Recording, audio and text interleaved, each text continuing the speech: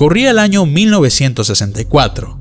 La carrera espacial entre Estados Unidos y la Unión Soviética había convertido al espacio en el gran símbolo del futuro. La humanidad ya había visto a un hombre orbitar la Tierra, mientras programas como el Apolo prometían llevar seres humanos a la Luna antes del final de la década. El entusiasmo por estos avances pronto llegarían al mundo de la ficción. En el cine y la literatura, las historias sobre viajes espaciales eran cada vez más comunes, pero en la pantalla grande, la ciencia ficción todavía cargaba con una reputación menor. Durante décadas, el género había sido asociado con producciones de bajo presupuesto, con historias llenas de monstruos y platillos voladores.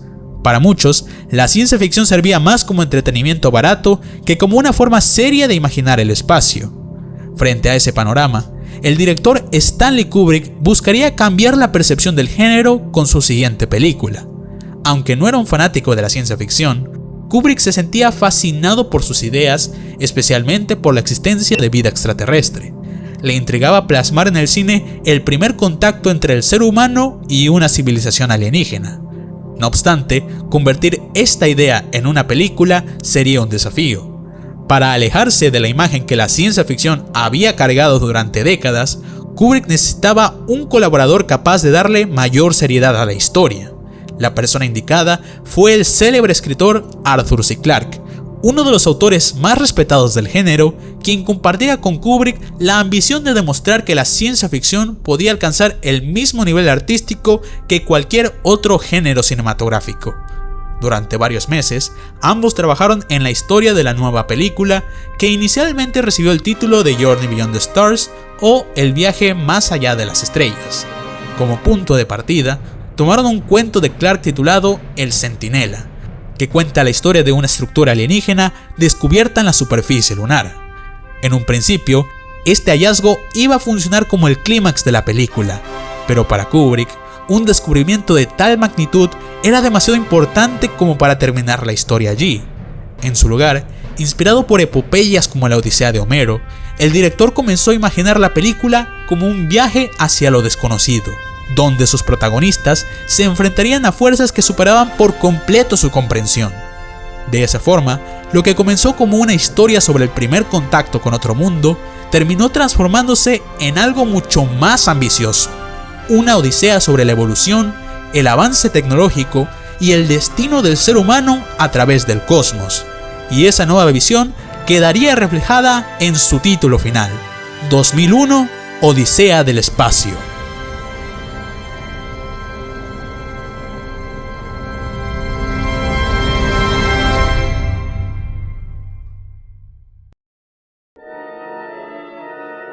Dar forma a la historia de 2001 tomó más de un año, mientras que la producción se extendió durante otros 3. Originalmente, Clarke y Kubrick pensaban escribir la historia como una novela para luego adaptarla al cine.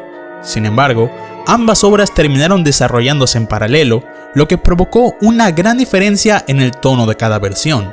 Mientras Clarke expandió la historia con mayor detalle dentro de la novela, Kubrick evitó cualquier explicación directa en la película, dejando que las imágenes en pantalla hablaran por sí mismas. Y esa decisión se manifiesta desde su primera sección, El amanecer del hombre. Millones de años en el pasado, nos encontramos a una manada de primates en medio de un ambiente hostil, donde la presencia de carnívoros y la lucha por recursos dejan al grupo con pocas probabilidades de sobrevivir. Una mañana, su fortuna cambia repentinamente al encontrarse con un extraño monolito. El imponente objeto, en un inicio, asusta a la manada, pero poco a poco terminan siendo atraídos hacia su presencia. Poco después, este encuentro comienza a tener un efecto sobre uno de los miembros del grupo, quien aprende a usar un hueso como herramienta para luchar. Este salto en su inteligencia permite a la manada imponerse en su ambiente, marcando así el comienzo de la humanidad. Para la producción, recrear un mundo prehistórico presentaría varios desafíos. En primer lugar, era necesario reproducir un paisaje africano dentro del estudio. Se intentó utilizar pantalla azul y fondos pintados, pero ninguna opción ofrecía el nivel de realismo que Kubrick buscaba. La solución llegó con el desarrollo de una técnica llamada proyección frontal, que permitía reflejar imágenes sobre el fondo del escenario, manteniendo una gran calidad sobre estas. El éxito de esta técnica la volvería muy utilizada durante toda la filmación. En cuanto a los primates, el mayor desafío vendría a la hora de buscar actores para interpretarlos. Era necesario que debajo de todo el maquillaje fuera posible entender las emociones de los personajes.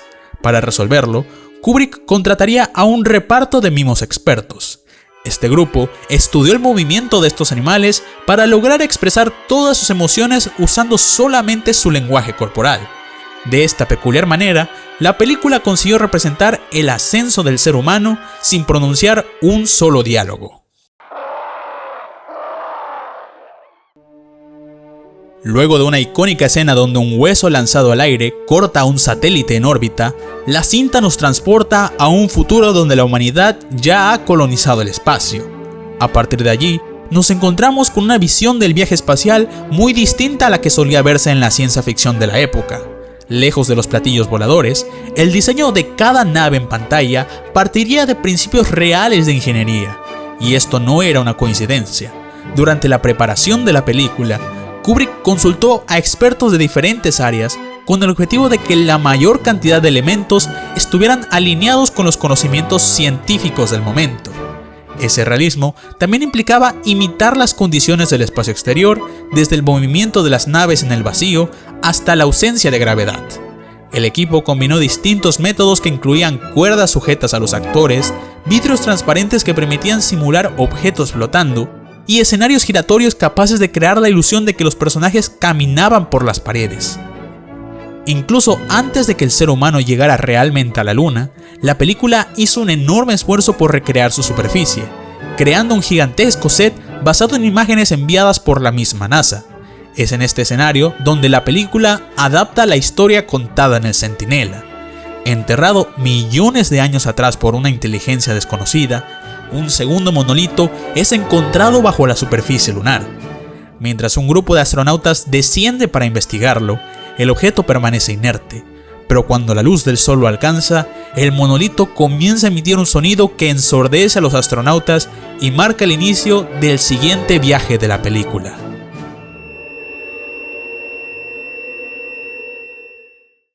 $18 meses después del descubrimiento, una nave llamada Discovery es enviada en una misión secreta hacia Júpiter, con una tripulación compuesta por los astronautas David Bowman y Frank Poole. Para esta sección, el elemento más impresionante es el interior giratorio de la nave, el cual fue el set más costoso y complejo de toda la producción. Con un costo de $750,000, el escenario estaba compuesto por una estructura circular de casi 12 metros de diámetro, montada sobre un eje capaz de rotar mientras la cámara permanecía fija en ciertos puntos del decorado. Gracias a este mecanismo, fue posible crear la ilusión de gravedad artificial, algo que se aprecia especialmente en las escenas donde Frank hace ejercicio en el interior de la Discovery. En este largo viaje, la mayor parte de la tripulación se mantiene en animación suspendida esperando llegar a su destino. Como consecuencia, la única compañía para los dos miembros despiertos es la supercomputadora de la nave HAL 9000, quien está a cargo de todas sus funciones. A lo largo de la misión, vemos la rutina de los astronautas, que incluye dibujar, hacer ejercicio y jugar ajedrez, todo realizado bajo la supervisión de la máquina. En medio de estos actos corrientes, el ritmo de la película se vuelve mucho más pausado, una decisión hecha por el propio Kubrick. A diferencia de otras películas de ciencia ficción que solían llenarse con escenas de acción, batallas y efectos de sonido, Kubrick buscaba que la audiencia sintiera la inmensidad del espacio.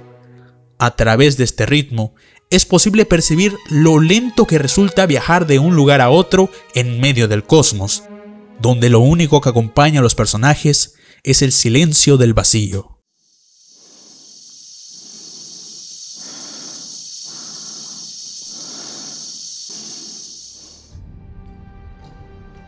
La calma se rompe cuando HAL anuncia que uno de los componentes de comunicación requiere reparación inmediata. Al revisarlo y no encontrar una falla, los tripulantes empiezan a desconfiar de la computadora. En secreto, se encierran en una cápsula y deciden que la mejor opción es desconectar a HAL. Sin embargo, lo que no saben es que afuera de la cápsula, HAL es capaz de leer sus labios y pronto iniciaría un plan para contraatacar. Mientras Frank sale de la nave para reinstalar el componente, Hal utiliza una de las cápsulas para desconectar su oxígeno y dejarlo flotando sin vida en el espacio. Viendo la situación, Bowman sale rápidamente en otra cápsula para intentar salvar a su compañero. Poco después, Hal aprovecha la situación desconectando los soportes vitales de los demás miembros en hibernación, matándolos en el acto y dejando a Bowman atrapado fuera de la nave. Open the pod bay doors, Hal. I'm sorry, Dave. I'm afraid I can't do that. HAL 9000 fue diseñado de acuerdo con lo que muchos expertos esperaban que las máquinas pudieran lograr en las próximas décadas. Para ese tiempo, las computadoras ya eran capaces de realizar tareas impresionantes, tales como resolver cálculos complejos, procesar enormes cantidades de información en cuestión de segundos, e incluso habilidades más comunes como jugar partidas de ajedrez. Pero uno de los avances más curiosos ocurrió a inicios de la década, cuando una computadora de IBM logró interpretar la canción Daisy Bell. Las máquinas eran cada vez más hábiles imitando e incluso superando lo que un ser humano podía hacer.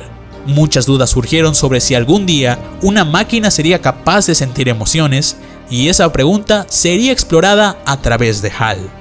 A pesar de su tono monótono y de tener como única forma visible una cámara con un lente rojo, HAL 9000 parece mostrar más emociones que sus compañeros humanos, quienes irónicamente mantienen una actitud casi robótica durante todas sus escenas.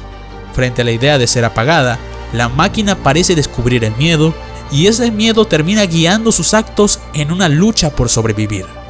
La batalla entre el hombre y la máquina continúa cuando Bowman arriesga su vida al lanzarse desde la cápsula sin casco, logrando entrar de nuevo a la nave por la esclusa de emergencia.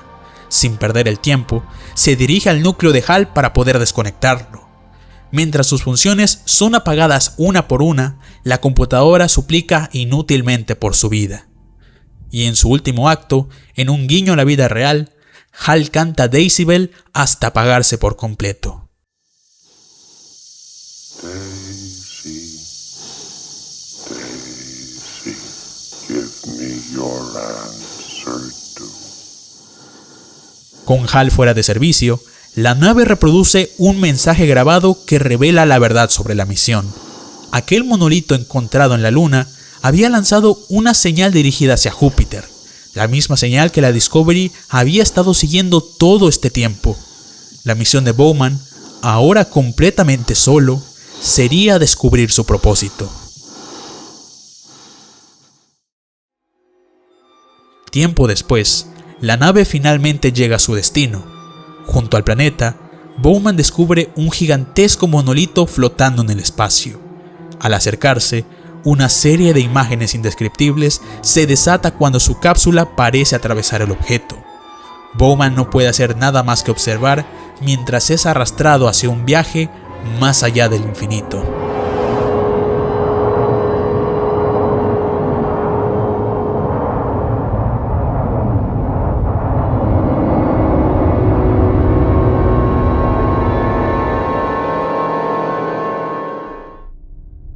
De todas las decisiones en la película, una de las más difíciles para Kubrick fue elegir la manera de presentar a los extraterrestres. Durante la producción se crearon distintos diseños, desde criaturas humanoides hasta figuras que rozaban lo surrealista. La idea era representarlos como seres que habían superado nuestro plano de existencia y que su apariencia reflejara esa superioridad.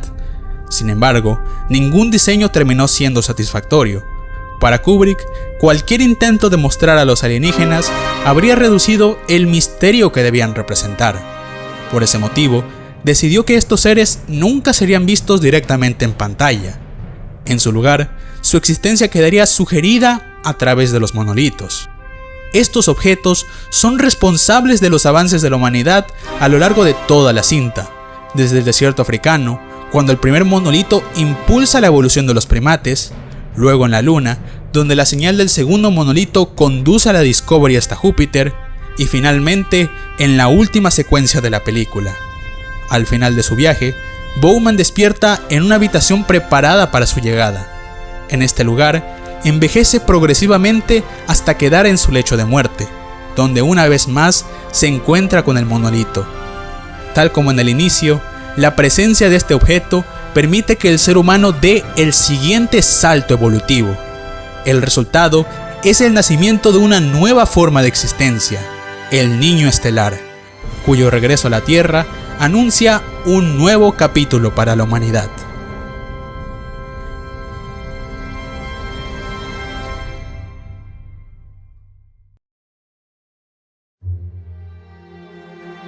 «2001 Odisea del espacio» tuvo su estreno mundial el 2 de abril de 1968. Había una gran expectativa por la nueva película de Stanley Kubrick, y la campaña publicitaria de MGM la había presentado como un drama épico lleno de aventura y espectáculo. Sin embargo, el resultado final terminó polarizando al público. Según recordaría el actor Keir Dullea, quien interpretó a David Bowman, cerca de 250 personas abandonaron la sala durante su estreno en Nueva York, confundidas por el ritmo pausado de la película y la falta de explicaciones sobre los momentos más abstractos de la trama. Las críticas atacaron estos elementos, describiendo la cinta como demasiado lenta y difícil de comprender. Arthur C. Clarke llegaría a bromear diciendo que si el público podía comprender completamente la película, entonces habían hecho mal su trabajo. Por otro lado, muchas reseñas positivas alabaron la seriedad con la que Kubrick había tratado la ciencia ficción, elevando el género de una manera nunca antes vista en el cine. Su fotografía, su diseño de producción y especialmente sus revolucionarios efectos especiales también recibieron grandes elogios. Estos últimos le valieron a Kubrick el Oscar a mejores efectos visuales, el único premio de la Academia que ganaría durante toda su carrera. Poco tiempo después, la ficción se volvería realidad cuando la misión Apolo 11 llevó por primera vez a 2 seres humanos hasta la superficie lunar. Este pequeño paso para el hombre representó una victoria decisiva para Estados Unidos en la carrera espacial. Sin embargo, durante los años siguientes, el interés por los alunizajes comenzó a disminuir. El alto costo del programa, la pérdida de interés por el público y conflictos como la guerra de Vietnam llevaron al gobierno estadounidense a concentrar sus recursos en otras prioridades. Varias misiones serían canceladas y luego del Apolo 17 en 1972, ningún ser humano volvería a pisar la Luna. Pasaría más de medio siglo antes de que el programa Artemis reavivara la idea de llevar seres humanos a la Luna. Stanley Kubrick, por su parte, no viviría siquiera para ver el verdadero año 2001. Sin embargo, el tiempo le permitió ver cómo su película se convertía en un referente cinematográfico. Aunque el futuro resultó muy diferente al que había imaginado, la influencia de su obra abriría el camino para una nueva generación de películas que, siguiendo su ejemplo, se atreverían a llevar la ciencia ficción en nuevas direcciones. Casi 6 décadas después de su estreno, La Odisea de Kubrick se mantiene como una de las obras más influyentes de la historia del cine. Sin importar el paso del tiempo, sigue inspirando a quienes miran las estrellas y se preguntan qué puede existir en la inmensidad del universo.